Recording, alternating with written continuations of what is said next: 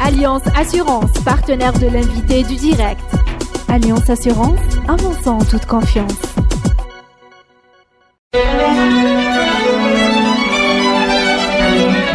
Pour bien s'entendre, il faut bien s'écouter. Rendez-vous sur M, la petite radio du Grand Maghreb. Amis auditeurs, bonjour. L'invité du direct a le plaisir de recevoir aujourd'hui Monsieur Olivier de la Guéronnière, DG de... Voilà, l'année dernière, je m'étais trompé une seule fois. Je me promets de ne pas faire plus d'erreurs. DG de Amana, Olivier de la Guéronnière, bonjour. Merci d'être avec nous. On est bien content de vous recevoir un peu plus tard dans l'année par rapport à l'année dernière pour parler de votre activité, de l'assurance des personnes. Amana s'est bien installé dans le décor en Algérie depuis quelques années. Est-ce que 2017 a été une bonne année pour vous? Eh bien, d'abord, bonjour Issane et bonjour à tous les auditeurs et les spectateurs. Je suis toujours ravi d'être avec vous et pour en plus voir le travail remarquable que vous faites merci. Ici en Algérie. Et donc oui, Amana, je pense, est aujourd'hui bien installé dans le décor. Donc la société a été créée en 2011. C'est un joint venture, comme vous le savez, entre la Massif en France. Donc il m'a envoyé, je suis le seul non-algérien d'Amana, et puis 3 grands groupes algériens, la SAA, première société d'assurance du pays. Donc maintenant, quand on est à l'assurance dommage, puisque la loi a séparé, comme dans le monde entier, les assurances de dommages et les assurances de personnes. Et donc cette magnifique idée d'un joint venture entre une société peut-être un peu plus avancée provisoirement, parce que sur un autre continent dans ces métiers, et puis des grands groupes algériens, donc la SAA, la BDL et la BADR. Ça, c'est un ensemble. C'est d'une part Amana qui va fabriquer des produits en essayant de conquérir le cœur des Algériens pour l'assurance de personnes qui peut apporter énormément à l'économie, à la tranquillité et à la sécurité des citoyens pour s'investir davantage dans l'économie, dans le développement du pays. Et puis d'autre part, des grands groupes distributeurs, donc je l'ai dit, la SAA, la BDL, la BADR, mais également tout un tas de grandes sociétés avec lesquelles Amana a signé des partenariats de distribution, que ce soit Alliance Assurance, que ce soit la Gamme, que ce soit la Trust, etc. Je me limite à ça. On va parler à la fois. L'idée, c'est qu'on a un dispositif avec les capacités d'avoir une vraie ambition. Alors, on va parler de cette ambition et de la particularité de ce tour de table, qui n'est pas le seul d'ailleurs dans le secteur, construit ainsi, hein. Mais auparavant, on aura le temps de dérouler un petit peu ce fonctionnement et de mieux l'expliciter. Nous, on voulait prendre des nouvelles sur comment évoluer votre activité d'année en année, comme on est à la période des assemblées générales, donc de validation des bilans. On en connaît un peu quelque chose dans le milieu. Vous, c'est plutôt bien, vous allez à votre assemblée générale l'âme légère, ou est-ce que vous avez des soucis? Alors d'abord, nous, notre assemblée générale, c'est déjà une histoire ancienne, puisqu'on l'a faite le 3 mai. Ah, vous avez de la chance, vous l'avez faite avant Ramadan. Voilà,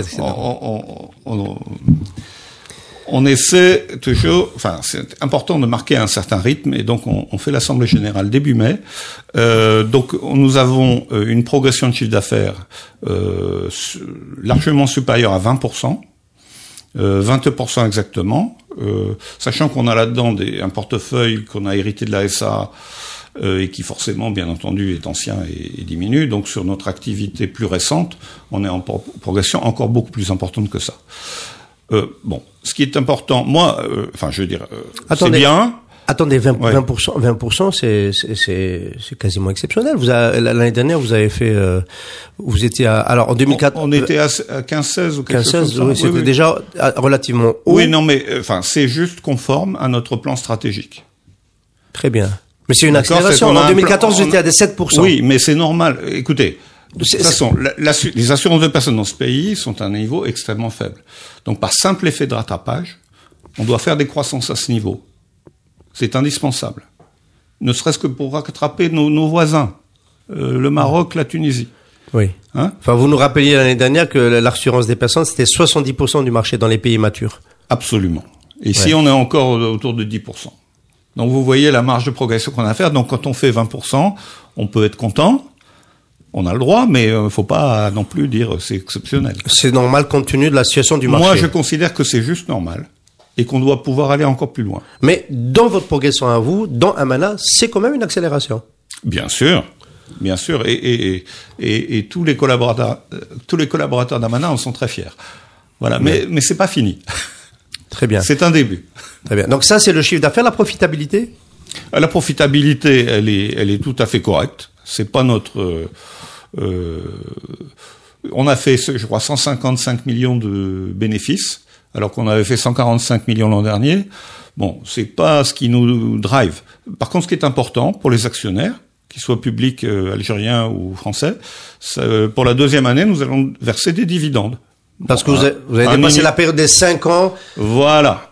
Pendant 5 ans, on avait dit on ne verse pas de dividendes, et maintenant, nous avons des capitaux propres extrêmement suffisants, et donc c'est important de rémunérer les actionnaires qui nous font confiance. Très bien. Donc vous allez finir par vous coltiner le circuit de la banque algérienne, la banque extérieure, la banque nationale pour exporter. L'année dernière, vous l'avez fait. Je me souviens qu'on en avait parlé l'an dernier. Absolument. Est-ce que vous réussissez à rapatrier vos dividendes correctement? Absolument. L'argent est arrivé à Paris. D'accord. Et donc c'est pas pour la somme. D'accord. C'est juste la joie de voir que tout ça fonctionne. D'accord. Et c'est merveilleux. Et l'actionnaire massif va peut-être réaliser qu'il avait eu raison d'investir en Algérie. Voilà. Oui, parce que vous savez, il y a toujours des gens qui disent on connaît pas bien le pays, tout ça. Et là, on prouve que ça marche, que c'est un pays comme un autre, qu'on peut y investir, qu'on peut faire des affaires, qu'on peut contribuer au développement économique du pays. Et ça, c'est merveilleux. Très bien. Alors, donc, dans ces 20%, est-ce qu'il y a une licorne, entre guillemets, est-ce qu'il y a une locomotive qui a permis d'assurer une croissance plus forte? Je rappelle juste que votre business, c'est 3 tiers, vous allez nous les réexpliquer. Et dans ces 3 tiers, est-ce qu'il y a un tiers qui a plus marché que les autres? Tout à fait. Et ça correspondait de toute façon à notre plan annuel pour l'année 2017.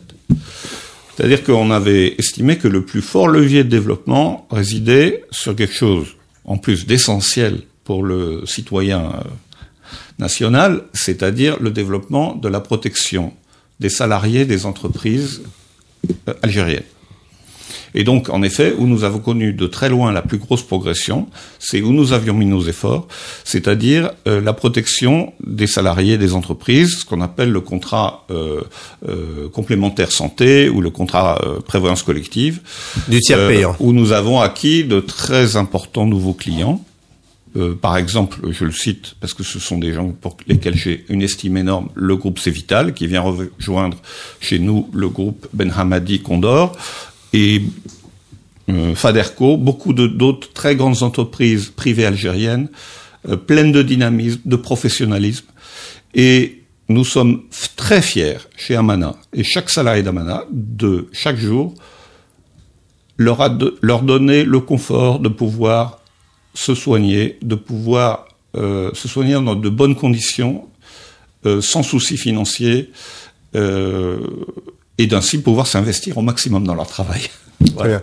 Alors vous dites ça, on va ça c'était votre ambition, ça correspond à votre ambition de faire en sorte que en 2017 c'était ça principalement, c'était l'axe qu'on avait choisi, c'était là où on pouvait avoir le plus fort levier. Parce que, évidemment, quand vous signez avec Cévital, ça fait vite beaucoup de... Oui, c'est un peu l'équivalent de AXA qui signe avec Sonatrach, quoi. Ça change le périmètre d'affaires. Oui, mais en tout cas, cela dit, on veut se développer, mais on signe que des contrats avec des conditions financières saines, pérennes, valables. Bon, le contrat Sonatrach, je sais pas, nous on l'a pas signé, mais en tout cas nous, quand nous signons avec des gens et les gens nous font confiance et renouvellent, faut savoir que les frais de santé, compte tenu de l'évolution du système de santé, ça se renchérit d'année en année. Donc ce qui est important, c'est d'avoir des employeurs qui sont vraiment sincèrement engagés pour protéger leurs salariés et qui suivent dans l'évolution inévitable des coûts que ça représente. Nous, on est là pour les aider à faire ça de la manière la plus professionnelle possible pour justement maîtriser les coûts, maîtriser le développement de tout ça et faire qu'il y ait une satisfaction et un engagement des salariés des entreprises. Alors, est-ce que à ce stade-là, bon, on parle toujours de 2017, mais on peut faire déjà un petit saut vers l'avenir. Est-ce que vous considérez, de 2017, de vos résultats de 2017, que la problématique de la couverture santé va devenir de plus en plus importante dans la vie des Algériens. J'en parle parce que j'ai reçu deux personnalités ici la semaine dernière dans un espace qui est sponsorisé d'ailleurs par Amana, l'entretien, qui a parlé du nouveau système de santé algérien qui est introduit par la loi, dans laquelle on sent bien que le privé va prendre une place de plus en plus importante.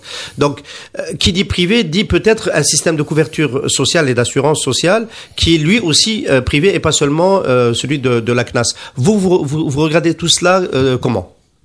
Alors, pour moi qui viens d'ailleurs, je vais vous dire, c'est pas un problème algérien. C'est un problème dans tous les pays du monde. Comment financer la santé? C'est ça le problème. C'est-à-dire que les industries de santé ont fait des progrès absolument considérables et on ne peut que s'en féliciter. Et ça profite à chacun d'entre nous.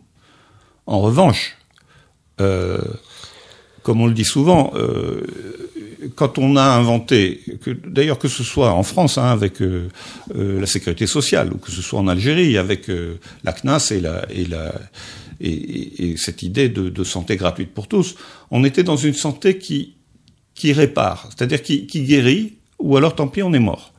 Mais maintenant c'est plus pareil. Maintenant vous avez la santé, c'est quelque chose qui va accompagner des gens malades et les faire vivre 20, 30 ans, 40 ans de plus. Et là, bien entendu, économiquement, ça n'est pas du tout la même chose. D'accord ? Voilà.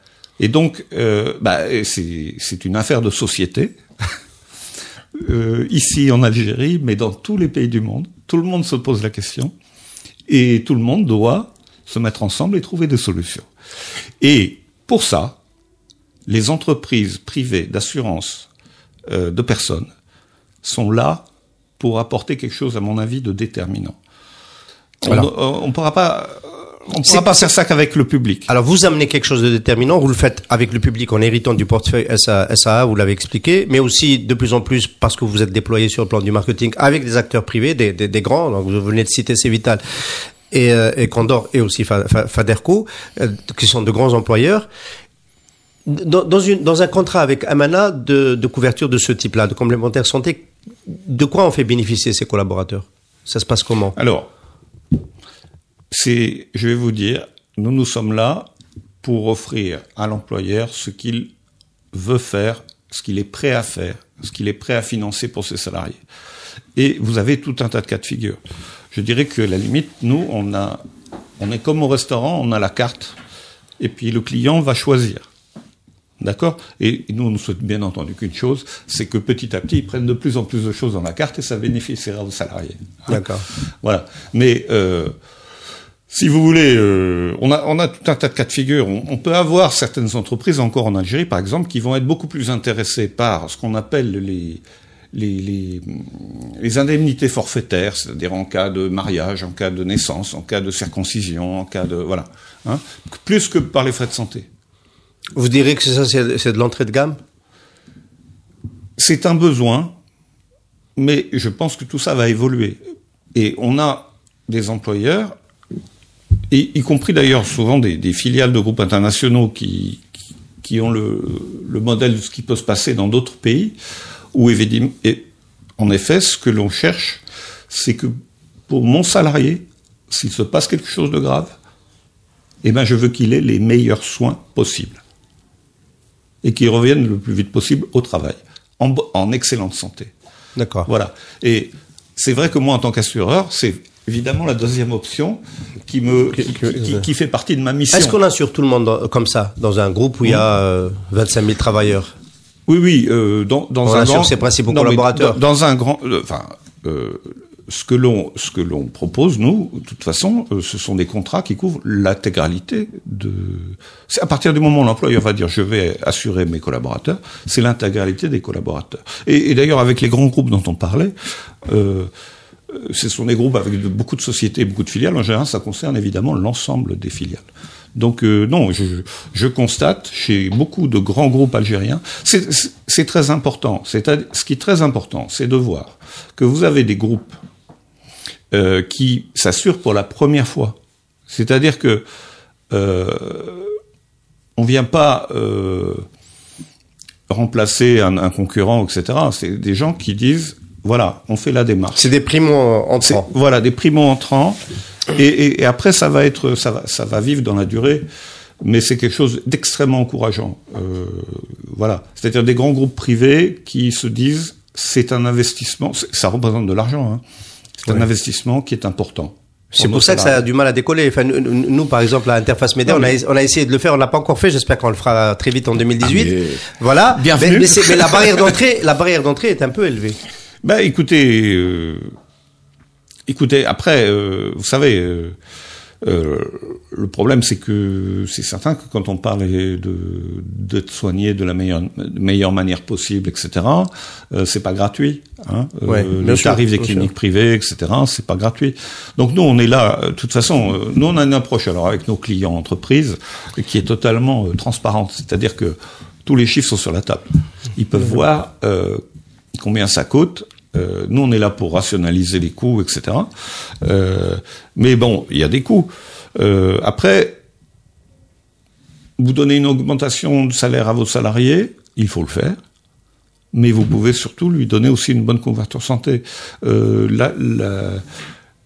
dirais la récompense du salarié, c'est un ensemble de choses, y compris l'estime, d'ailleurs. Oui, absolument. Et les actions. C'était le cas. Là, vous avez un réseau d'établissements hospitaliers avec lesquels vous êtes conventionné, hospitalier et ambulatoire. Absolument. On a tout un réseau de soins qu'on a développé au fil des dernières années et qui couvre différents types de pathologies. Voilà, tout à fait. Et qui ne cesse de croître. Très bien. Alors, on a bien compris, donc, la complémentaire santé, c'est un peu l'accélérateur de la croissance. J'ai reçu ici monsieur Hakim Soufi, donc patron de Massirvi. Chez la Massirvi, on a un peu le sentiment que bon, ils ont bien augmenté sur tous les métiers de l'assurance des personnes, mais on identifie plus Massirvi à l'assurance voyage. Est-ce que c'est un métier qui a du potentiel et quelle place il occupe chez vous? Non, chez nous, il a également une place très importante. Je pense qu'avec mon ami Hakim Soufi et avec AXA, à trois, on a l'essentiel du marché des assurances voyage. Et c'est quelque chose d'important. En fait, l'assurance voyage, on l'a fait avec, je dirais, le maximum d'efforts pour donner la meilleure couverture. Parce que quand quelque chose arrive à l'étranger, il faut vraiment trouver le secours. Il faut qu'il soit là. Donc nous, on le fait. Avec en particulier nos amis d'IPA Algérie, qui sont d'ailleurs également filiales à 50% de la SA, et qui font partie d'un groupe absolument mondial d'assistance dans tous les pays du monde. Ce contrat d'assurance voyage, il faut être aussi conscient que c'est un contrat, un peu comme l'assurance automobile dans un domaine qui n'est pas le nôtre, qui est le domaine du dommage. C'est un contrat un peu obligatoire, là pas du fait d'une loi nationale, mais du fait du visa Schengen. Et donc c'est aussi quelque chose qui doit contribuer à financer le développement de nos activités d'assurance de personnes. Donc c'est quelque chose auquel nous nous sommes intéressés depuis le début et nous continuons à nous y intéresser beaucoup et à essayer d'offrir aux citoyens la meilleure protection lorsqu'ils quittent le pays et qu'il va à droite ou à gauche. Mais sinon, est-ce que c'est un poste de revenu qui est toujours en croissance? Oui, tout à fait. Parce qu'on a un peu j'ai plus le taux en tête, mais on a une progression, je crois, supérieure à 20% sur ce produit, oui. Très bien. On dit que les Algériens voyagent un peu moins, mais pour l'instant, on ne le voit pas encore dans les chiffres. En tout cas, en 2017. Oui. Alors, évidemment, j'ai une question, mais elle risque de tomber d'elle-même, de tomber, je veux dire, en désuétude, parce que je me posais la question de savoir si vous étiez un peu rattrapé par le climat de morosité, baisse des dépenses publiques liées au contre-choc pétrolier depuis, on va dire, 3 lois de finances en Algérie, 2015, 2016, 2017. Il y a pas dans vos activités quelque chose qui a subi ce contre-coup. Par exemple, dans l'activité dommage, la restriction des importations d'automobiles, évidemment, a impacté le périmètre d'affaires du dommage. Chez vous, il n'y a rien qui vous a touché? Écoutez, un contexte économique difficile, ça touche tout le monde. Hein. Bien entendu, on est dans cet environnement. Heureusement, collectivement, parce que l'aspect collectif est important, l'ensemble des assurances de personnes, nous avons une dynamique propre intérieure qui fait que nous avons des chiffres de croissance intéressants, malgré un contexte difficile, et dont j'espère qu'il va s'améliorer. Si notre secteur économique peut contribuer, c'est tant mieux. Mais en tout cas, c'est vrai qu'il y a une dynamique propre aux assurances de personnes et au sein d'Amana, puisque par rapport à la dynamique des assurances de personnes, nous faisons depuis ces dernières années plutôt le double de la croissance de nos concurrents, ou du secteur en moyenne. Voilà, et c'est important ces histoires de dynamique économique propre et interne sont fondamentales. Ce sont des choses totalement fondamentales. Tout cela n'a pas empêché un acteur important de la place, en tous les cas l'un des derniers à être entré, important de par sa notoriété planétaire, c'est AXA évidemment. Ça l'a pas empêché en 2017 d'inscrire l'Algérie parmi les pays dans lesquels il envisageait de réduire la valeur de ses investissements et de son développement. Comment vous avez reçu cette nouvelle? Alors, elle est un peu en porte-à-faux avec votre enthousiasme par rapport à votre business, vous. Oui, alors j'ai vu. En fait, il s'agit d'une déclaration du Chief Executive Officer d'AXA Monde, Thomas Buberl, si j'ai bien compris, et qui donnait une liste de pays, qui donnait un peu la redistribution du groupe au niveau mondial et qui donnait des listes de pays dont il pourrait éventuellement se retirer. Moi, je peux dire qu'une seule chose, je souhaite qu'AXA reste dans le pays, reste avec nous. AXA est une entreprise absolument magnifique et je souhaite qu'elle reste très longtemps en Algérie avec la dynamique la meilleure possible. Oui. Et de toute façon, ce sont des gens que l'on voit régulièrement, puisque c'est un petit monde. Hein. Oui. Et je souhaite que qu'AXA reste avec nous très longtemps en Algérie et fasse prospérer ses affaires et parle de l'Algérie au reste du monde. Oui. La Massif n'est pas dans la même démarche. Hein. Elle détient 41% de Amana, mais la Massif n'est pas une multinationale comme AXA. La Massif est la première mutuelle française, une entreprise de l'économie sociale et solidaire. Et elle a fait cet investissement en Algérie. C'est pas sa vocation d'avoir des filiales dans le monde entier, mais l'Algérie, elle y croit. Et il y a une vraie... La Massif est née à peu près au moment où l'Algérie s'est créée. Hein, c'est tout début des années 60. Donc l'Algérie, elle est là. La Massif, pardon, elle est là. Avec un vrai engagement qui n'est pas seulement économique. Et comment on peut avoir des lectures aussi différentes quand on vient on va dire du même pays qui est porteur d'une partie des capitaux propres de l'activité en Algérie? Est-ce que c'est pas juste la filière dommages qui pose problème en Algérie pour AXA finalement? Ou est-ce que c'est tout l'écosystème? Écoutez, alors là, par contre, sur une question comme celle-là, je ne vais pas pouvoir vous dire ce qui pose problème pour AXA. C'est à eux de répondre. Parce que vous êtes beaucoup plus serein, parce que vous n'êtes pas sur l'activité dommage. Non, mais après, si vous voulez, dans le domaine des assurances, en effet, il y a le domaine des assurances dommages, qui est quand même un petit peu développé en Algérie, et il y a le domaine des assurances de personnes qui démarre juste. Bon, après, vous avez ces deux grandes familles de garantie d'assurance d'une année à l'autre, d'une période à l'autre. Il y en a une qui va être un peu plus à la peine, l'autre qui va un peu plus marcher, mais il faut voir un petit peu plus loin que ça. Hein.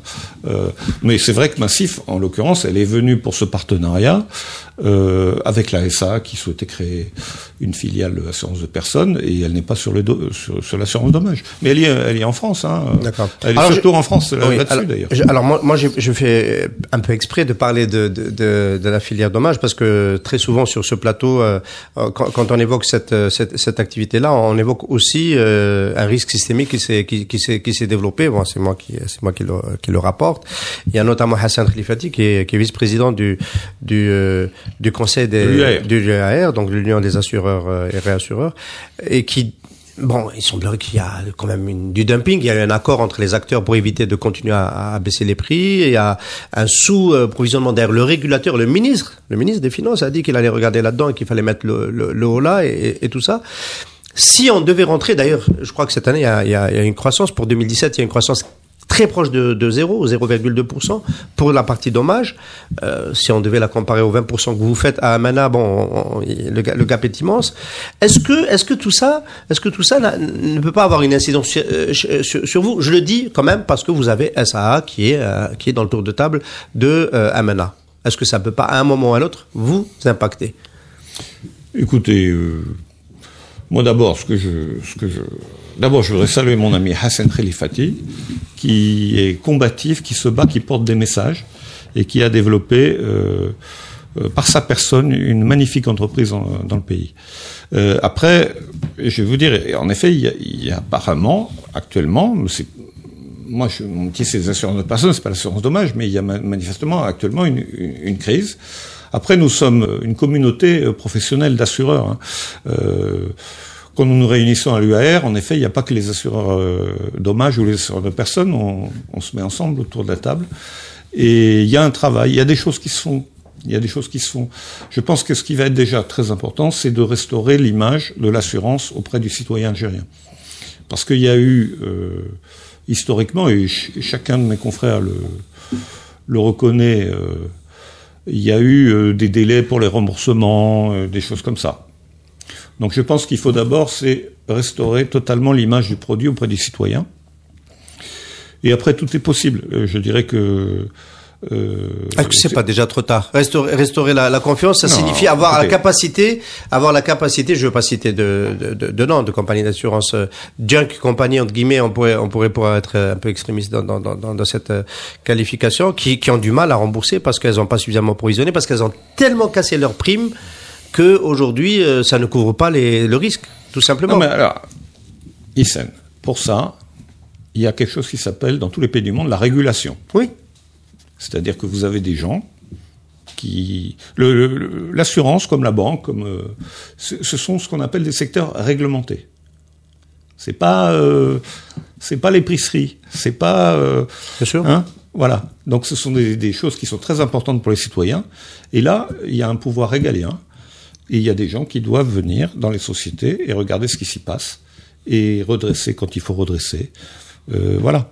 Donc moi, je ne fais qu'encourager les pouvoirs publics à faire ce qu'ils ont à faire, s'il y a des choses à faire, parce que après, vous savez, c'est toujours pareil, on raconte beaucoup de choses, je ne sais pas ce qu'il en est. Hein. Alors, un autre sujet sur la place, vous êtes privé, évidemment, historiquement privé, mais vous avez des acteurs publics dans votre tour de table. Je peux citer les deux autres, ou les rappeler, vous l'avez cité au début de l'émission, la SAA, donc pour l'assurance, mais aussi la BDL et la BADR pour distribuer vos produits, partenaires banques.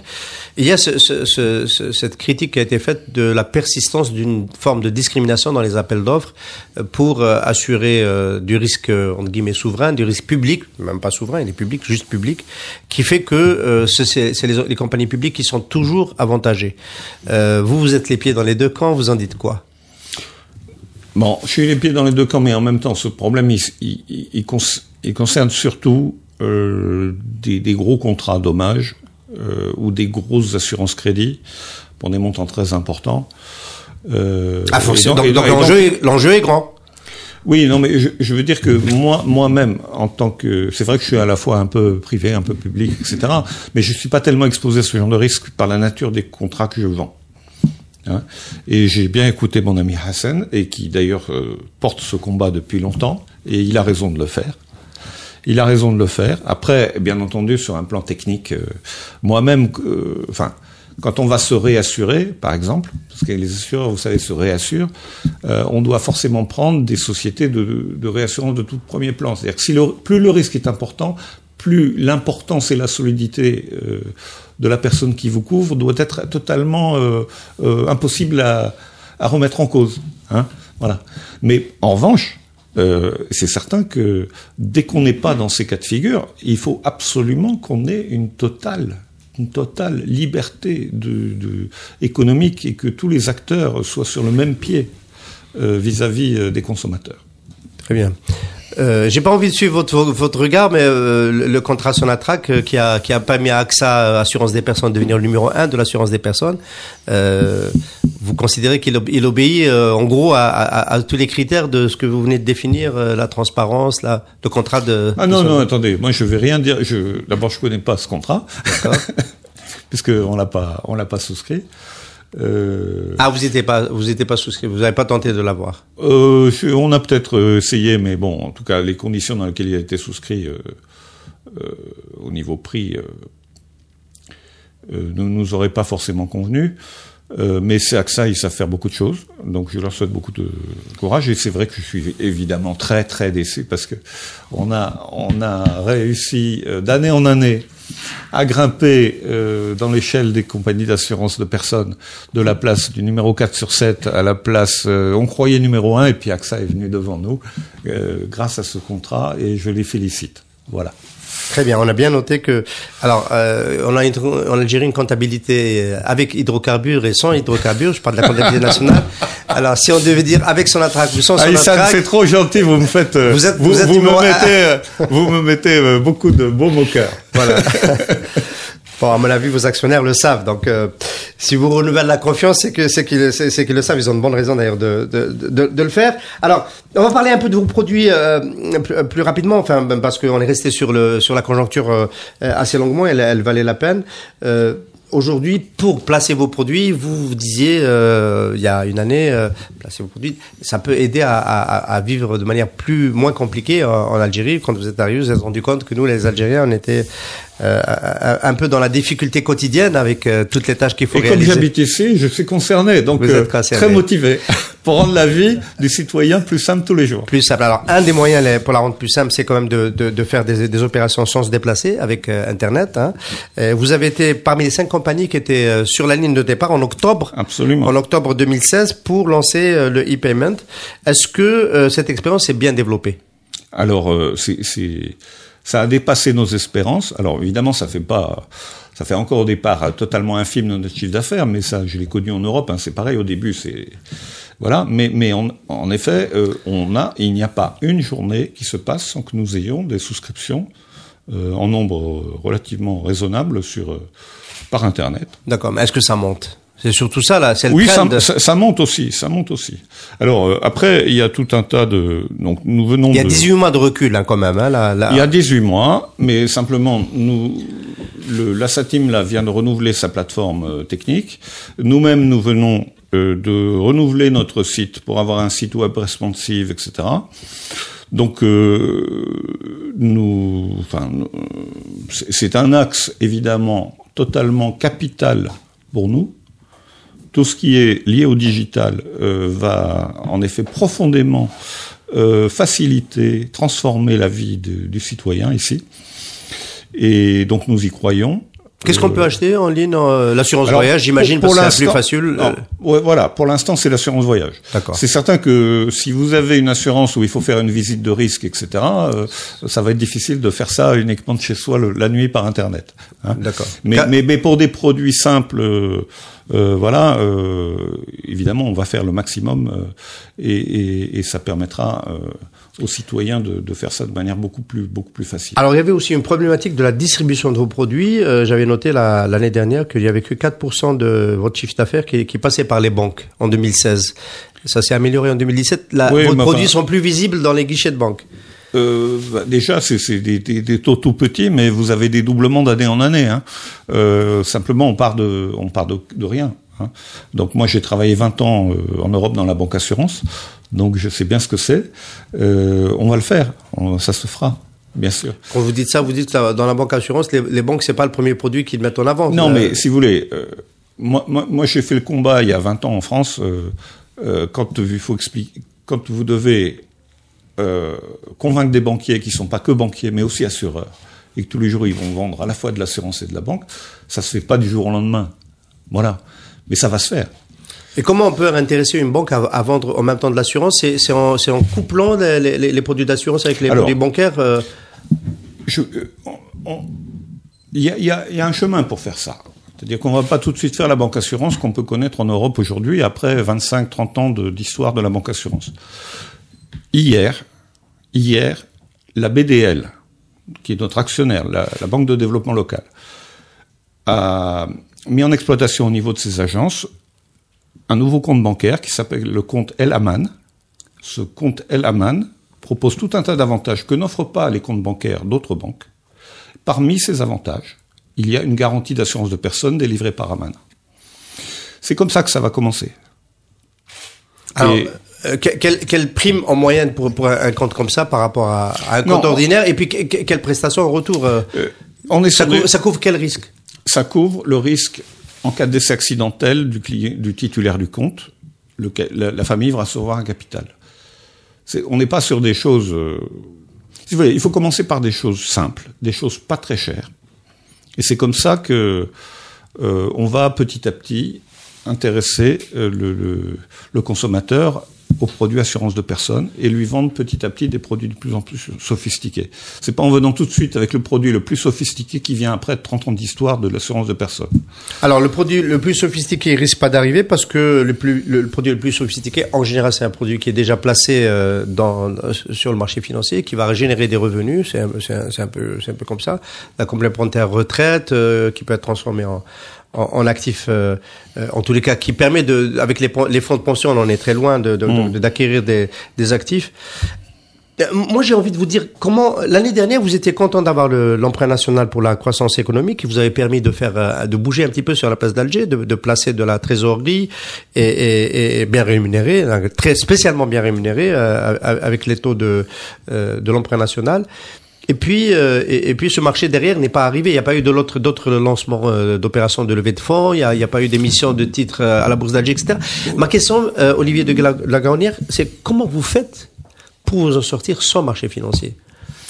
Ben écoutez, franchement, Issane, c'est vraiment...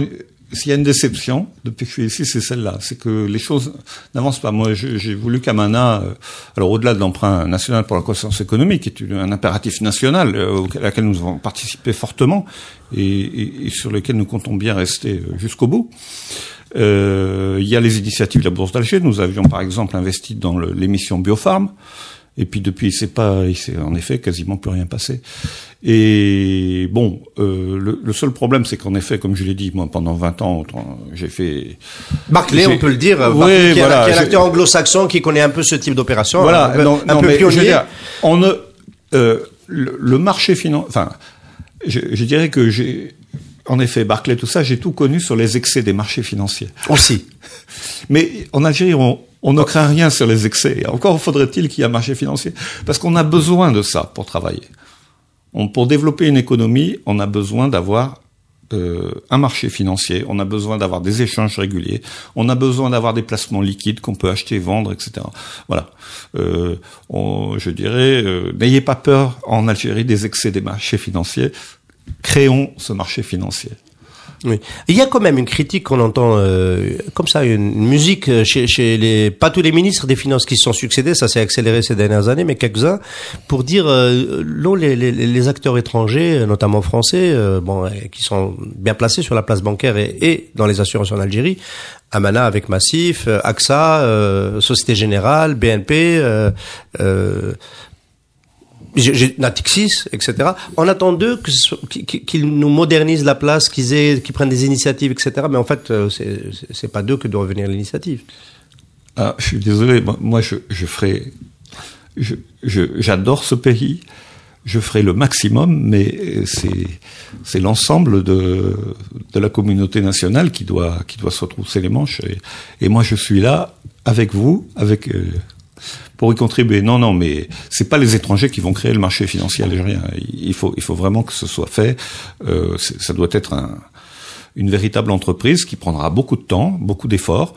Moi, j'ai connu en Europe beaucoup d'Algériens qui étaient des as sur ces métiers. Eh ben, peut-être qu'il faut aller en chercher quelques-uns, les faire revenir.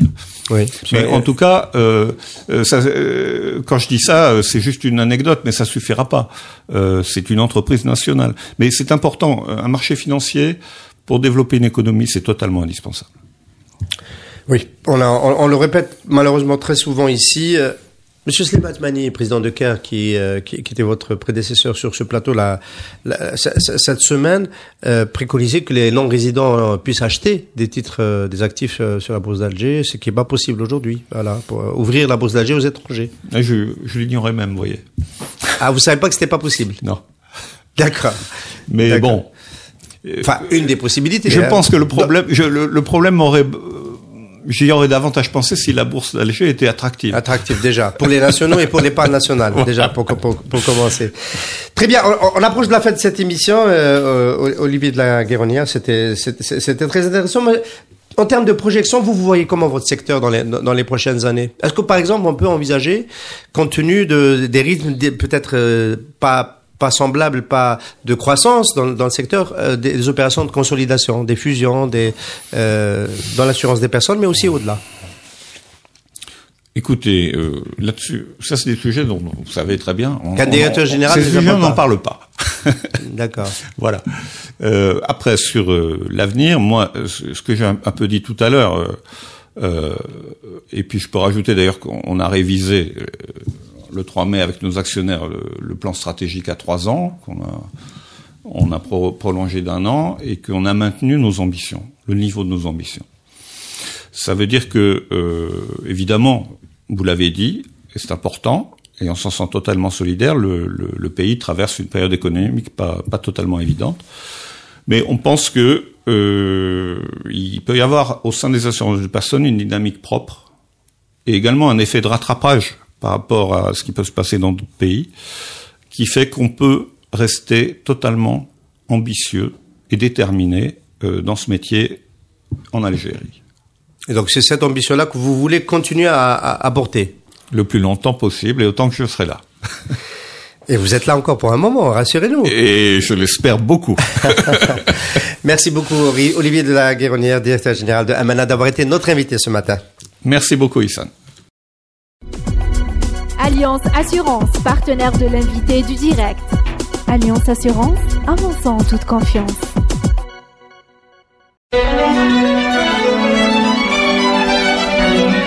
Pour bien s'entendre, il faut bien s'écouter. Rendez-vous sur M, la petite radio du Grand Maghreb.